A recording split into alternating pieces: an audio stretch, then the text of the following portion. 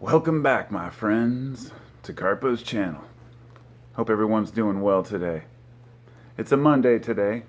Usually I make a video on Sunday because Sunday is my learning day. Honestly, don't know why y'all keep coming back to listen to my ramblings, but here I am, so I might as well keep talking.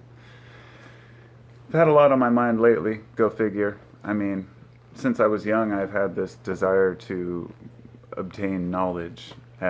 Sometimes it was knowledge of history or knowledge of the self, and I've been through all the different phases of the illusion of self-help and the illusion of understanding some sort of an occult knowledge that is hidden from humanity, then moving on to just basic stoicism and living honestly as much as I can. And I've reached a point now in my life where I feel like so much of what I've learned is impossible for me to really convey in words. And I'm not talking about some sort of a hidden secret knowledge. All that's bullshit. The people who are out there seeking that speak in some obscure, form of language, let's say speaking in tongues maybe, or those who claim to communicate with other races or aliens or whatever it might be. Sorry about the noise in the background, by the way. I got the dishwasher going. I've found that basically none of that really ever leads anywhere. I guess what I'm getting at is that the most efficient life we can live is honestly and with integrity, with kindness, with acceptance. But it all comes down to how we feel really inside. The self that we convey to the world, how other people view us, is really secondary, completely, to what we know about ourselves. And this can go two ways. Either a person can truly know themselves and they can live within their own truth and because of that live contentedly. Let's say a stoic lifestyle where you just live within your own truth, you don't let the world get to you and you just do your own thing.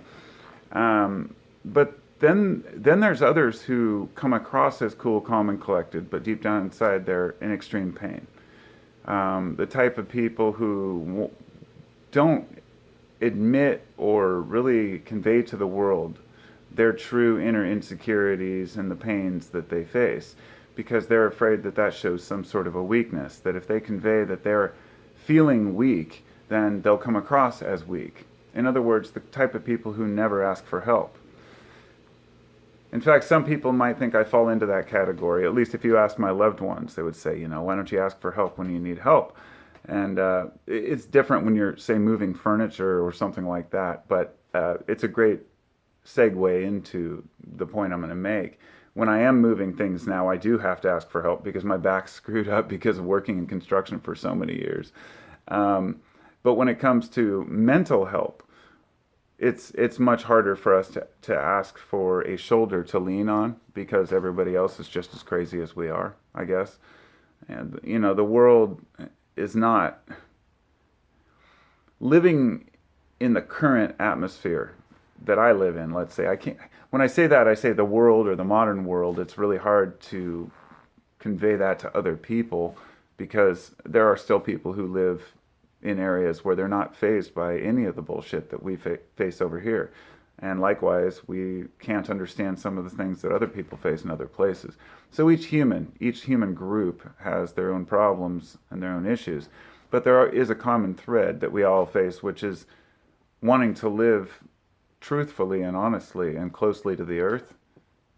The reason why I want to live within my own truth, but at the same time, I'm living in a world where I have to live within others' truths.